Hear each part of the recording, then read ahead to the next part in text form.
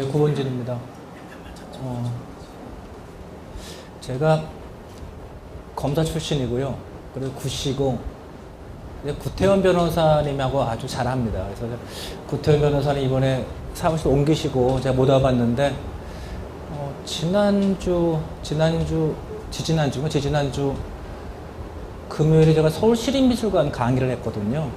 서울시립미술관에서 미술 강의를 했는데, 갑자기 연락이 와서 강의해달라 해서 제가 선뜻 하겠다고 했습니다.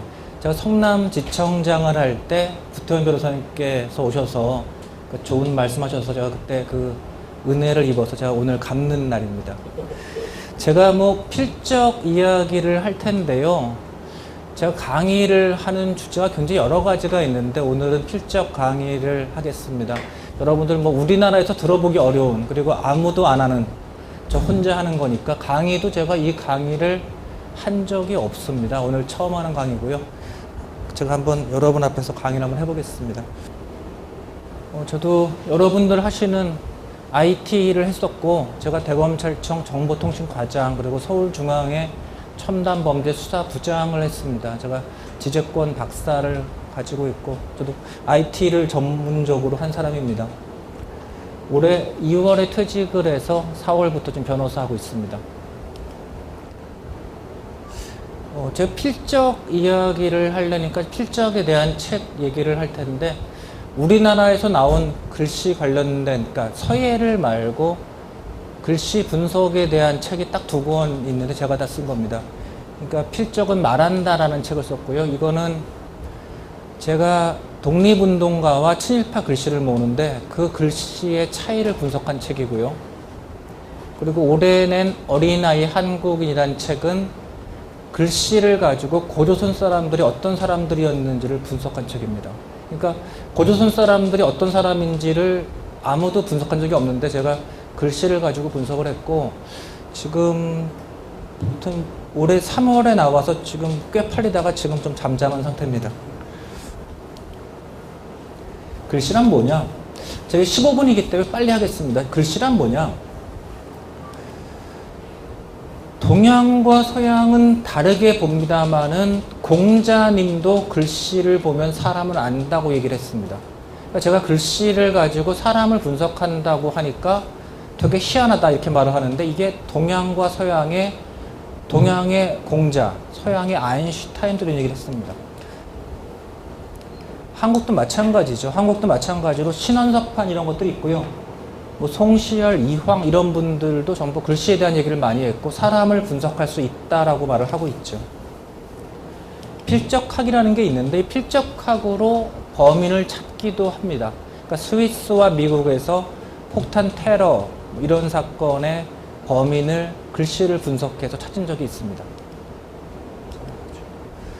이게 그 아이빈스 박사가 했던 탄저균 편지 사건이 있었죠.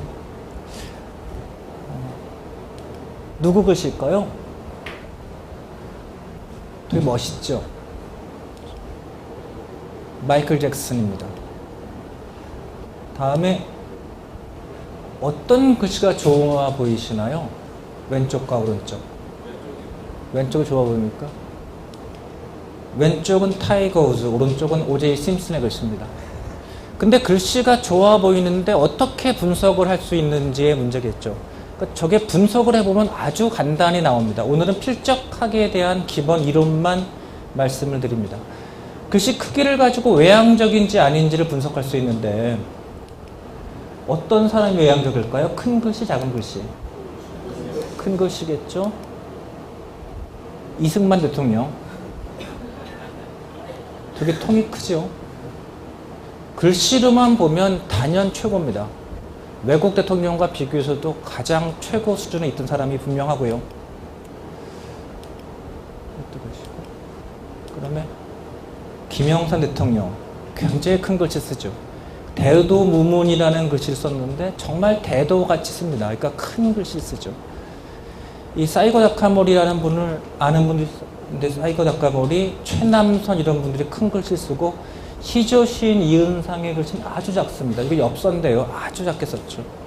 글씨 크기의 의미는 뭐 큰 글씨 열정, 성취 욕구, 모험 이런 것들을 표현합니다. 그러니까 표현 욕구, 진취적 기상 이런 걸 말하고요. 작은 글씨는 논리, 치밀, 냉정, 억제 이런 걸 말하죠. 다음에 고지식한 거를 고를 수 있을까요? 글자가 네모난 사람과 둥그런 사람 중 어떤 사람이 고지식하죠? 네모난 사람이겠죠. 여러분 다 아시는 거죠. 안중근, 네모난 글씨죠. 박정희 대통령 아주 전형적인 군인의 글씨입니다. 그리고 김대중 대통령은 좀 부드러운 걸 썼고요. 나철이란 대종교의 교주는 부드러운 글씨, 그 다음에 테레사 수녀는 굉장히 부드럽죠. 그리고 김기창과 같은 화가, 그리고 조제 오키프라고 하는 화가는 부드러운 글씨를 씁니다. 예술가들은 전반적으로 다 부드러운 글씨 쓰죠. 이 글씨 크기는 네모 반듯한 사람은 고지식하고 배운 대로 한다고 얘기를 하죠. 강하고. 부드러운 사람은 합리적이고 예술적이고 온화하고 이렇게 말합니다. 약간 다른 점이 있죠. 어떤 사람의 속도가 빠를까요? 왼쪽과 오른쪽 중에서. 왼쪽이겠죠? 다 아시죠? 이범석이라는 독립운동가 겸 정치인의 글씨는 굉장히 빨라 보이죠. 글씨의 속도를 판단하는 방법이 있는데 글씨의 크기, 기울기, 뭐 선의 흐름 여러 가지를 가지고 분석하는데 글씨 크기가 대단히 빠릅니다. 베토벤 굉장히 빠른 글씨죠. 아닉테도 빠릅니다. 한류의 첫 번째 모델인 최승희도 빠른 글씨 쓰죠. 천도교 교주인 손병희 글씨도 빠릅니다. 윤보선 대통령 글씨는 굉장히 느리지요. 되게 고지식한 분이죠. 시조시인 이병기의 글씨도 굉장히 고지식하게 작습니다. 속도의 의미는 활동적인 사람이 글씨를 빨리 쓰고요. 머리가 좋은 사람들이 빨리 쓰죠. 근데 침착하고 단정한 사람은 느린 글씨를 쓴다고 얘기를 합니다. 정의감이 큰 사람은 누굴까요? 규칙성과 불규칙성. 어떤 사람이 더 정의감이 클까요? 그러겠죠? 김구. 아주 좋은 글씨 썼습니다. 김구 선생님 글씨는 아주 좋죠. 위창 오대창이라는 분의 글씨도 그렇습니다. 미국의 클린턴 대통령, 그 다음에 록펠러라고 하는 재벌. 재벌이 되고 싶으면 규칙적인 글씨를 써야 됩니다. 한국도 마찬가지입니다. 이완용의 글씨는 규칙적이지 않죠. 이완용을 명필이라고 부르는 사람들이 있는데 저는 동의하기 어렵습니다. 그리고 그다음에 박재순, 이분 글씨도 크고 작고 뭐 행간격이 왔다 갔다 하죠. 이런 사람들이 좀 그렇습니다. 불규칙성이 나쁜 것만은 아닙니다. 되게 똑똑한 사람들 중에 많이 있죠. 규칙성의 의미는 정확성, 질서, 정의감, 안정지향적이고요. 불규칙성은 활력, 즉흥성 이런 겁니다. 자의식이 강한 사람. 글자 간격 중에 어떤 사람이 자의식이 강할까요? 작은 거, 큰 거? 작은 사람이 강하죠. 영운영이라는 사회주의 운동가의 글자 간격이 작죠. 부시 대통령은 좀 큰 편입니다. 글자 간격의 의미는 넓은 간격을 가진 사람들이 자의식이 적고 좀 관대하다고 그럽니다. 좁은 간격은 남에게 엄하다고 하죠. 남에게 피해 주기를 싫어하는 사람이 어떤 사람일까요? 행간격이 넓다, 좁다, 어떨 걸까요? 넓다겠죠. 허위라고 하는 당대 의병장, 지금으로 치면 대법원장 서리를 했던 분의 글씨는 행 간격이 넓습니다. 이준 열사 넓죠. 그리고 레이건은 좀 좁죠. 김대우라고 하는 아주 노골적인 친일파의 글씨는 다른 글씨를 침범하죠. 굉장히 범죄형 글씨입니다. 정치인들은 대부분 행 간격이 좁습니다. 정치인들의 특성은 과시욕이 강하고 남에게 피해주는 것을 개의치 않아야 할 수 있기 때문에 이건 사실입니다. 김억이라고 하는 시인이 있죠. 찰리 채플린도 그렇습니다. 행 간격의 의미는 역시 조심스러운 사람이 간격이 넓고 하는 사람이 반대인 거죠. 고대 한민족의 글씨체를 잠깐 보시죠. 고대 한민족의 글씨 중에 이게 이사지왕이라고 써있는데 보이십니까? 왼쪽에 칼에 써있는 건데 글씨가 금관총에서 같이 나온 겁니다. 저 글씨를 종전에는 사람들이 치졸을 하고 많이 배우지 못한 사람들이라고 평가를 해왔는데 완전 허구죠. 저런 금관을 만드는 사람들이 세련되지 못했다고 하는 것은 있을 수 없는 얘기죠. 한국 사람들이 원래 저랬던 겁니다. 이게 이제 그 당시에 그 포항 중성립 이런 것들인데 이런 자유분방하고 곡선위주의 글씨가 한민족 고유의 글씨체입니다. 글씨를 바꿀 것인가 하는 문제가 있는데 서예의 유체가 뭐냐면 글씨를 바꿔서 사람의 성격을 바꾸는 겁니다. 그러니까 인성을 바꾸는 게 서예의 유체죠.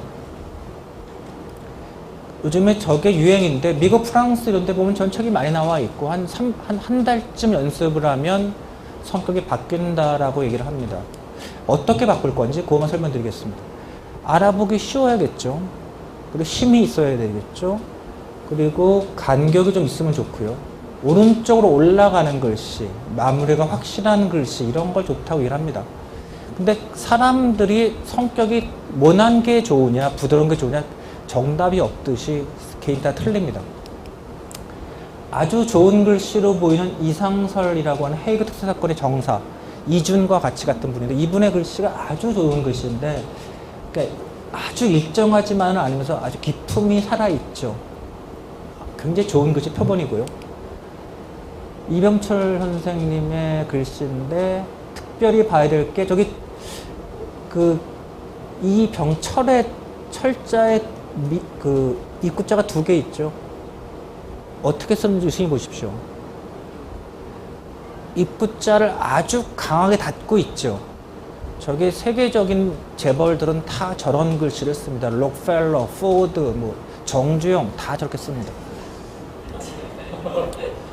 트럼프라고 하는 도널드 트럼프라고 하는 재벌이 있죠. 이 사람의 글씨의 특징은 오른쪽으로 많이 올라가는 거죠. 여러분 앤디 워홀을 아실 텐데 앤디 워홀도 그렇습니다. 장동건 저한테 써준 글인데 되게 잘 썼죠. 장동건 똑똑한 사람입니다. 굉장히 괜찮은 사람이에요.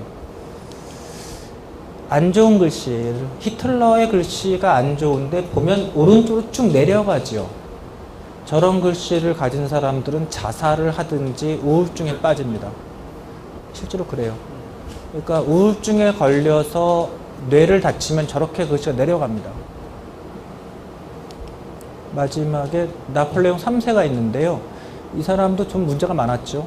근데 글씨를 알아볼 수가 없죠. 알아볼 수 없는 글씨체 굉장히 안 좋은 글씨라고 얘기를 합니다. 제가 이 강의를 3시간을 해도 부족한데 15분 만에 마쳤습니다. 그러니까 제가 근데 이 강의를 제가 준비하느냐고 한 3, 4일 동안 쉬지 않고 일을 했습니다. 그러니까 제가 구태현 변호사님께 오늘 조금이라도 보답을 해서 고맙게 생각합니다. 고맙습니다.